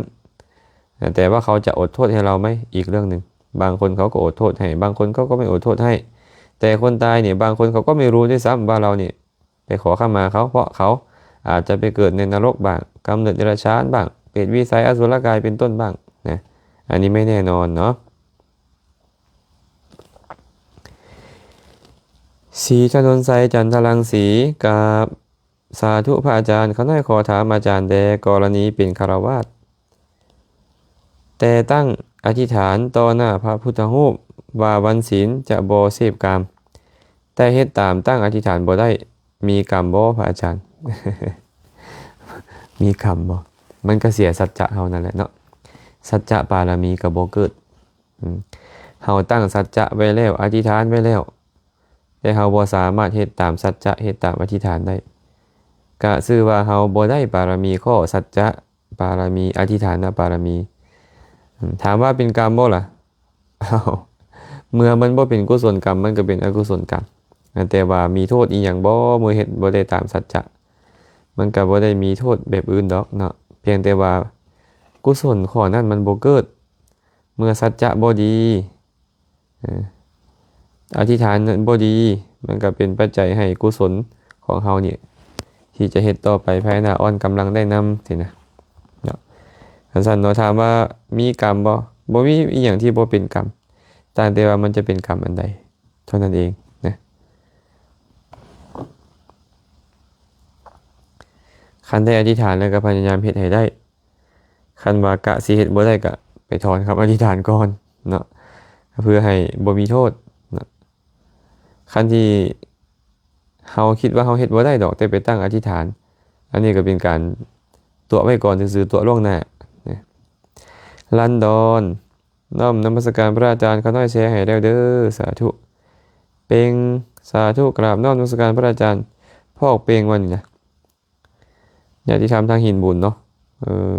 สาธุน้อมนมัสการพระอาจารย์สาธุเจริญพรวันมอกเพลงสวัสดิ์น้อมนมัสการพระอาจารย์ข้าน้อยขอโอกาสถามแด่ข้าน้อยรักษาอุโบสถศีล8ในมื้อ14-15ค่ำข้าน้อยได้กราบผัวและปฏิบัติมาโดนแล้วแต่เพิ่นรักษาศีล5แบบนี้จะมีโทษหยังบ่ต่อพอออกและข้าน้อยขอพระอาจารย์ให้ความกระจ่างแจ้งให้ข้าน้อยด้วยเถิดการกราบของเฮาถือว่าเฮาดีแล้วเนาะหากว่าเพิ่นถือศีล5เฮาถือศีล8ไปกราบเพิ่นจะมีโทษได้บ่อันนี้ก็คันเจตนาเพิ่นบ่ดีเพิ่นก็มีโทษหากเจตนาเพิ่นบ่ดีเพิ่นก็บ่มีโทษนะขออภัยหากเจตนาเพิ่นดีก็บ่มีโทษเจตนาดีก็เจตนาบ่ดีจังค่อยมีโทษหมายถึงอันใดเพิ่นบ่ได้มีเจตนาว่าอยากให้เจ้ามากราบมาไหว้อีหยังเลยเจ้าเฮ็ดตามของเจ้าไปเพิ่นก็ใส่ใจแนวอื่นไปมันก็บ่มีโทษถ้าเจตนาบ่ดีได้ล่ะมันก็มีโทษนั่นแหละเจตนาบ่ดีเจ้าเป็นเมียเจ้ามากราบมาไหว้ค่อยได้แต่เขาดันมีศีลหลายกว่าเขาก็มีโทษขอนั้นได้เนาะถ้าหากบ่อยากให้มีโทษก็มีวิธีแก้หน่อยนึงตอนที่จะกราบนะก็ให้เพิ่นสมาทานศีล8ซะให้เพิ่นสมาทานศีล8ภายหลังมาเพิ่นสมาทานศีล5คืนก็บ่ผิดหยังนะไม่ออกวันเด้อให้เพิ่นสมาทานศีล8คันเฮาบ่อยากให้มีโทษเนาะเจ้าสมาทานศีล8ซะข่อยสิกราบเจ้าได้ข่อยสิสมมาเจ้าได้จังซี่นะคันเราสมาทานศีล8สิ่งก็เสมอกันและก็สามารถเฮ็ดได้บ่ผิดหยังเนาะแล้วจังให้เราสมาทานศีลขึ้นขึ้นใหม่ก็บ่เป็นหยังตัวนั้นเพื่อป้องกันโทษเพราะเฮาก็อยากแสดงความนอบน้อมของเฮาที่เป็นสิ่งที่ควรเฮ็ดพิมพรสนะวงศ์ศรีญาติธรรมทางเมืองคงเซโดนกราบนมัสการข้าน้อยสาธุสาธุเจริญพรเด้อจันดาราสาธุสุกิตาแก้วบุตรศรีน้อมนมัสการพระอาจารย์สาธุสาธุข้าน้อยอนุโมทนาบุญนำเด้อบัวทองสุวรรณกุมารสาธุอนุโมทนาบุญนำอาจารย์ที่แสดงธรรมให้ชาวพุทธฮู้แจ้งในคำสอนขององค์สัมมาสัมพุทธเจ้าข้าน้อยสาธุอาตมาเหตุหน้าที่แสดงธรรมอาตมาก็ได้บุญเด้เนาะญาติโยมผู้ฟังก็ได้บุญญาติโยมผู้แชร์ไปก็ได้บุญต่างคนก็ต่างเฮ็ดบุญนำกันนะอาศัยกันและกันเฮ็ดบุญเพชรสมรอินทิจักสาธุคำไหวแสงทองสาธุน้อยปาเต้ปาการ์ตูนข้าน้อยขอถามแน่ไหวพระเศร้าแรงอยู่เหือนทุกมื้อได้อานิสงส์หยังแด่เนาะข้าน้อยไหวพระอยู่ไสก็ได้อานิสงส์เด้อ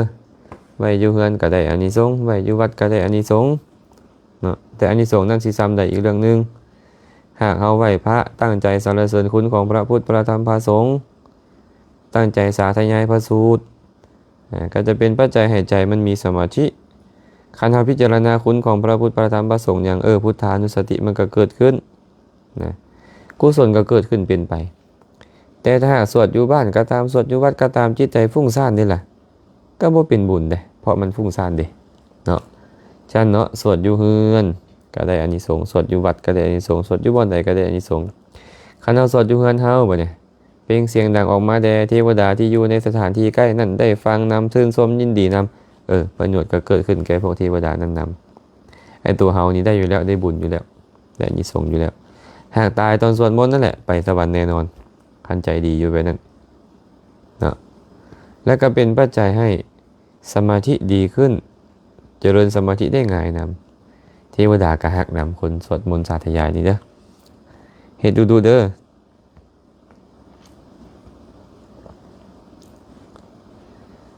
น้องตะวันรุ่งเฮืองไสยสิทธิ์น้อมกราบพระอาจารย์เขาได้ขอโอกาสถามการเฮ็ดบุญแล้วต้องอธิษฐานเป็นสหายเทวดาข้าน้อยมีแต่อธิษฐานตายแล้วขอให้ได้เกิดในสั้นดุสิตให้ได้ฟังธรรมบ่ได้อธิษฐานเป็นสหายเทวดาอธิบายให้ข้าน้อยเข้าใจในข้าน้อยคำว่าอธิษฐานให้เป็นสหายของเทวดาก็คือให้ได้เกิดในสวรรค์นั่นแหละเป็นโวหารซื่อๆ เป็นโวหารคำเว้าของพระพุทธเจ้าคำว่าความเป็นสหายของเทวดาก็คือเกิดในสวรรค์นั่นเองเนาะนั่นก็แสดงว่าแม่ออกแนงนี่นะเฮ็ดบุญแล้วปรารถนาไปเกิดในชั้นดุสิตเพื่อประโยชน์แก่การได้เข้าใกล้นักปราชญ์บัณฑิตได้เข้าใกล้พระโพธิสัตว์ได้เข้าใกล้นักปราชญ์บัณฑิตได้ฟังธรรมต่ออันนี้ดีหลายเนาะดีหลายก็ควรเฮ็ดควรปรารถนาแบบนั้นแหละเด้อเฮ็ดเรื่อยๆเด้อเมนูเพียรแก้วมณีวงศ์น้อมกราบพระอาจารย์สาธุแสเป็นธรรมทานแล้วสาธุวิไลพรจันทรังสีกราบนมัสการขน้อยสาธุเด้อวิไลพรเฮ้าอ่อนจันทร์น้อมนมัสการพระอาจารย์ขอการเรียนถามพระอาจารย์วิธีรับมือกับโลกธรรม8แนวใดเพื่อบ่ให้ความสุขความทุกข์กระทบจิตใจขอบใจพระอาจารย์ที่เมตตาอนุเคราะห์ขน้อย วิธีรับมือโลกธรรม8โลกธรรม8นี่รับมือได้ยากสุขก็ดีใจทุกข์ก็เสียใจได้ลาภก็ดีใจเสื่อมลาภก็เสียใจได้สรรเสริญก็ดีใจทึกนินทาก็เสียใจได้ยศก็ดีใจเสียยศก็เสียใจมันเป็นธรรมดาแบบนี้ว่าโลกกระทำที่หมุนไปตามโลกมีอุบายหับมือนำมันจังใดล่ะกันคันเข้าใจแล้วนะซื้อว่าหับมือแล้วคันบ่เข้าใจแล้วบ่สามารถหับมือได้เราก็ต้องทำความเข้าใจมันเรื่อยๆแหละมันต้องมีสภาพ8อย่างนี้เกิดขึ้นกับเราแน่นอนทุกเวลาเลยบ่อันใดกับอันหนึ่งแหละเนาะคันเข้าใจมันแล้วว่ามันเป็นธรรมชาติแบบนี้มันเกิดขึ้นแล้วมันก็ต้องดับมันเกิดขึ้นแล้วมันก็ต้องดับมันเกิดขึ้นแล้วมันก็ต้องดับบ่มีผู้ใดเป็นเจ้าของลาภยศสรรเสริญสุขตลอดเวลาบ่มีเป็นเพียงธรรมชาติอย่างหนึ่งที่เป็นผลของบุญผลของบาปเฮ็ดให้เราต้องประสบพบเจอแล้วก็เสื่อมสลายไปเกิดขึ้นแล้วก็เสื่อมสลายไปเกิดขึ้นแล้วก็เสื่อมสลายไปบังคับบัญชาอีหยังบ่ได้ทั้งนั้นสรุปใจความง่ายๆก็คือเจริญภาวนาข้ออนิจจสัญญานี่แหละเรื่อยๆคันเจริญภาวนาข้ออนิจจสัญญาเรื่อยๆเห็นด้วยความบ่เที่ยงเมื่อเห็นด้วยความบ่เที่ยงมันก็เป็นเห็นด้วยความเป็นทุกข์เป็นอนัตตาบังคับบัญชาบ่ได้ชื่อว่าเจ้าเตรียมรับโลกธรรมแล้วเนาะคันสติปัญญาบ่เกิดบ่สามารถรับโลกธรรมได้สติปัญญาเกิดจึงค่อยสามารถยอมรับได้หลายๆคนในโลกนี้ได้พิจารณาอยู่ดุเมื่อได้พิจารณาอยู่ดุมันพ่อกับสิ่งเหล่านั้นมามันก็บ่ฟูมันก็บ่แฟบได้แนวดีประสบแนวดีก็บ่ฟูได้แนวบ่ดีประสบแนวบ่ดีก็บ่แฟบนะย้อนได้พิจารณาเรื่อยๆฉะนั้นก็เจริญภาวนานั่นแหละเนาะเจริญภาวนาสมาธิบ่พอเด้สมาธินี่ครับบ่ไหวเด้ต้องปัญญาเจริญปัญญาให้เห็นแจ้งตามความเป็นจริงเรื่อยๆว่าทุกสิ่งทุกอย่างบ่เที่ยงเป็นทุกข์เป็นอนัตตานั่นแหละเนาะมณีแก้วนมัสการพระอาจารย์สาธุนิโคกราบนมัสการพระอาจารย์สาธุสาธุจินดาสุริยะจักสาธุเด้อดาวจอมมณีนมัสการพระอาจารย์สาธุสาธุแม่พรหมณีนมัสการพระอาจารย์เขาน้อยขออนุโมทนาบุญนำเด้อแสแล้วเด้อขน้อยสาธุเด้อแม่น้ำฝนคำวิไลสาธุอนุโมทนาบุญนำในธรรมอันประเสริฐเด้อขน้อยสาธุเท้านาคันอาสาสาธุมาอีกคำถามหนึ่งเนาะนมัสการพระอาจารย์ขออนุญาตถามเมื่อเฮาหมดความฮักหมดความห่วงใยบ่มีจิตใจบ่ยากเฮ็ดหยังนำแล้วกับคนคนนั้นแล้วสามารถว่าได้บ่ว่าเฮาหมดหนี้สินหมดเวรกรรมนำคนนั้นไปแล้วโวหารของชาวโลกมันเว้าได้ โวหารของชาวโลกมันเว้าได้แต่จะหมดกรรมหมดเวรจากคนนั้นน่ะแม่นบ่ก็บ่แม่นดอกเนาะบ่แม่นดอกในระหว่างที่เฮาอยู่นำกันมาสมมุติว่าเฮาฮักแพงกันมาเป็น5ปี10ปีก็เฮ็ดทางคุณงามความดีต่อกันคิดดีเว้าดีต่อกันก็มีบางเทื่อก็คิดบ่ดีเว้าบ่ดีโกรธเคืองพยาบาทมาดร้ายกันก็มีในระหว่างที่เฮาฮักแพงกันมามันสร้างกรรมไว้เลยเด้มันสร้างกรรมสร้างเวรเอาไว้แล้วไอ้ความคิดดีบ่ดีคำเว้าดีบ่ดีของเฮานะมันเฮ็ดให้เฮาพัวพันกันอยู่แล้วมื้อใดมื้อหนึงมามันหมดความหักหมดความแพงมันบ่มีแล้วความหักความแพงในใจนี่นะถามว่าหมดกรรมจากเขาบ่ บ่แม่นหมดกรรมกรรมมันสร้างมานํกันแล้วมันจะเป็นปัจจัยแก่อนาคตแล้วแต่ว่าปัจจุบันนั้นนะความรักมันหายไปมันก็เลยเป็นอันว่าพวกเฮาบ่อยากอยู่นำกันบ่อยากใช้ชีวิตร่วมกันบ่อยากเฮ็ดสิ่งที่ดีๆต่อกันอีกแล้วมันก็แยกทางกันไปไผไปมันแต่บ่ได้หมายความว่าเฮาหมดกรรมหมดเวรต่อกันกรรมเวรเฮาสร้างเอาไว้แล้ว สร้างเอาไว้แล้วมันต้องมาเป็นปัจจัยให้เฮาพบพ้อกันเกื้อหนุนกันอย่างใดอย่างหนึ่งแน่นอนในอนาคตเนาะญาติธรรมทุกคนเลยเด้อที่เข้ามาอาจจะบ่ได้อ่านสื่อเนาะขออภัยนำกันแล้วกันนี่ขอโอกาสถามพระอาจารย์คนเฮาจะเฮ็ดผิดศีลได้ต้องมีองค์ประกอบอันใดจึงเฮ็ดให้ศีลล่วงไปหรือผิดไปโดยสมบูรณ์ให้พระอาจารย์อธิบายแจ้งละเอียดในอยค่ะน้อยศีลมันมีหลายข้อเนาะมีหลายข้อเฉพาะศีลของญาติโยมซะศีลของญาติโยมนี่มี5ข้อพุ่นแม่นบ่ข้อที่1ปาณาติบาตก็มันเป็นสิ่งที่มีชีวิตรู้ว่ามันมีชีวิตมีจิตคิดจะฆ่าพยายามฆ่ามันตายศีลขาดลักขโมยบ่เนี่ยของนั่นมีเจ้าของของเห็นรู้ว่ามีเจ้าของของเห็นมีจิตคิดจะลักขโมยพยายามลักขโมยได้ของนั่นไปศีลข้อ2ก็ผิดศีลข้อ3บ่เนี่ยเขาเป็นผู้มีเจ้าของของเห็นเนาะวัตถุนั่นน่ะมีเจ้าของของเห็นมีจิตคิดจะเสพเฮานี่นะแล้วเฮ็ดให้อวัยวะเพศถูกต้องกันเข้าผิดศีลข้อ3เนาะคันยังบ่อวัยวะเพศยังบ่ถูกต้องกันเข้ายังบ่คันผิดศีลแต่ว่าเฮาอาจจะผิดสัจจะต่อคนที่เฮาฮักนอกใจคนที่เฮาฮักซื่อๆข้อตัวได้ล่ะข้อที่4ได้ล่ะผู้ที่จะเว้ากับเฮาเป็นคนอื่นสิ่งที่จะเว้าเป็นสิ่งที่บ่จริงพยายามเว้าออกมาเนาะมีความพยายามเว้าออกมาแล้วเขาเข้าใจเขารับรู้ในสิ่งนั้นและเขาเสียประโยชน์ศีลขาดบริบูรณ์เนาะศีลขาดบริบูรณ์เด้อเป็นกรรมบทนำส่วนข้อสุราก็คือมันเป็นสุรารู้ว่ามันเป็นสุรามีจิตคิดจะดื่มให้ลวงลำคอลงไปกับผิดศีลข้อสุรามีอะไรอันนี้เป็นศีลของโยมเนาะคันยังบ่ครบองค์ประกอบเหล่านี้ศีลกันยังบ่ขาดเด้ออิสระญาณีสุสาธุอนุโมทนาเจริญในธรรมของพระสัมมาสัมพุทธเจ้าสาธุเด้อรัตดาวันอ่อนนวงศ์ห้านอาหารมวลใจสาธุไสยสิทธิ์มั่นวงศานมัสการพระอาจารย์เขาน้อยขอถามแน่ที่เพิ่นว่าปีทรงหรือว่าปีทรงบ่ดีให้ระวังมีเคราะห์เป็นนั่นนี่ก็มีแท้บ่อาจารย์ น่าจะทุกปีที่ปีทรงนี่ ถามว่ามีแท้บ่ช่วงใดปีใดอกุศลกรรมจะได้โอกาสส่งผลให้เฮาได้ประสบทุกข์ก็มีนั่นแหละแต่ว่าเป็นคือข้าเจ้าเว้าบ่อันนี้บ่แน่เนาะฉะนั้นในพุทธศาสนาจึงบ่ได้เว้าเรื่องของปีทรงปีบ่ทรงเอาไว้ดอกมีแต่ว่าอกุศลส่งผลจะประสบทุกข์กุศลส่งผลประสบสุขอย่าประมาทในชีวิตให้พยายามภาคเพียรให้กุศลคุณงามความดีอย่าประมาทบางคนยังบ่ฮอดปีทรงตายก่อนก็มีเห็นบ่ ยังบ่ฮอดปีทรงอันเจ้าเว้าหั่นนะอันหมอเขาเว้าหั่นนะ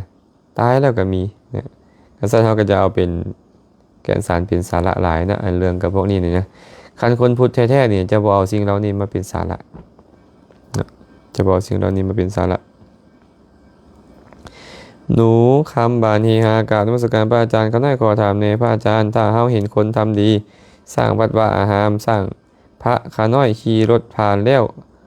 ขาน้อยน้อมสาธุก็ได้บุญอยู่บ่โอ้ได้แท้ได้บาเนาะเพราะเจตนาพอออกดีเลยตอนนั้นชื่นชมยินดีนำเขาได้บุญแล้วเฮาบ่ได้เฮ็ดเองเขาเฮ็ดเฮาอนุโมทนานำเขาก็ได้บุญแม้แต่เลื่อน Facebook ไปเห็นเขาฟังธรรมเห็นเขาสนทนาธรรมเห็นเขาเอาเรื่องราวการเฮ็ดบุญสุนทรทานลงในเฟซสาธุการนำเขาก็ได้บุญแล้วเนาะมีไสยกองน้อมกราบพระอาจารย์สาธุสุขสมัยพ ผมมาผมมาสอนกราบนมัสการพระอาจารย์อนุโมทนาสาธุบุญนำ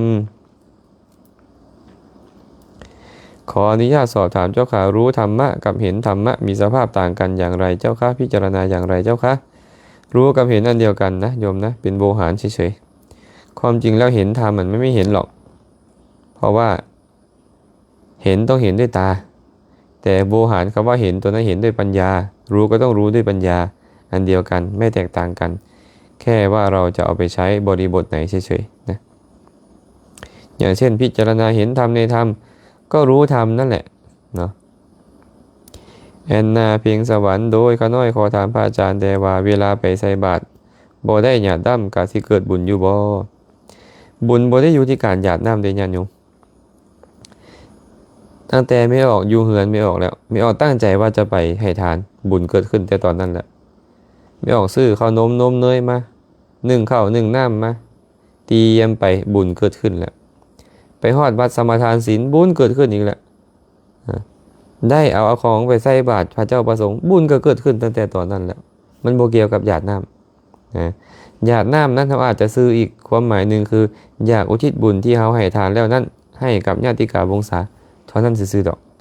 ท่านเนาะจะได้หยาดน้ำหรือบ่ได้หยาดน้ำบุญเกิดตั้งแต่เจตนาดีเกิดขึ้นกับเจ้าแล้วบ่ได้เกี่ยวกับหยาดน้ำหรือบ่หยาดน้ำเด้อ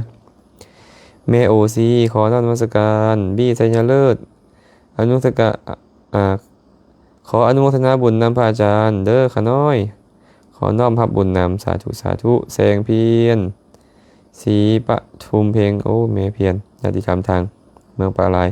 เนื้อดิบแต่บ่ได้ฉันทับอาบัติบ่ขาน้อยถ้าหับญาติโยมผัดเครียดขาน้อยถ้าบ่หับญาติโยมผัดเครียดขาน้อยถ้าหากพระนี่นะหับเนื้อดิบเพื่อฉันต้องอาบัติทุกกฎตอนฉันก็ต้องอาบัติคือกันแต่ถ้าหากใส่ใจว่าเขาจะเอาไปให้อนุปสัมบันเอาไปให้จัวเอาไปให้ญาติโยมไปญาวัจกรอันนี้บ่ผิดหยังนะวงเดือนธรรมวงศ์นอกนมัสการพระอาจารย์ฟังธรรมพระอาจารย์แล้วจิตใจสงบเข้าใจธรรมะหลายขึ้นขาน้อยฟังอยู่บ้านพลไซเมืองไซธานีสาธุสาธุเจริญพรอนุโมทนาบุญนำทุกคนทุกฐานเด้อที่เข้ามาฟังแล้วหากว่าเห็นมันมีประโยชน์ก็แชร์ไปให้ผู้พวกให้คนที่เขาฮู้จักได้โอกาสมาร่วมสนทนามาฟังนำกันเนาะคำสาสนดาราสาธุมื้อนี้เวลาหมดแล้วญาติโยมก็ต้องขออภัยนำเนาะคำถามใดที่ยังบ่ได้ตอบให้ก็ขอยกยอดไปเป็นมือใหม่กันแล้วกันคำถามใดที่ยังบ่ได้ตอบให้ก็ขอยกยอดไปเป็นมือใหม่มื้อนี้หากตอบคำถามใดบ่ชัดเจนก็ให้ถามเข้ามาใหม่เนาะหากว่ามื้อนี้ได้ใช้คำเว้าคำจาอันใดบ่เหมาะสม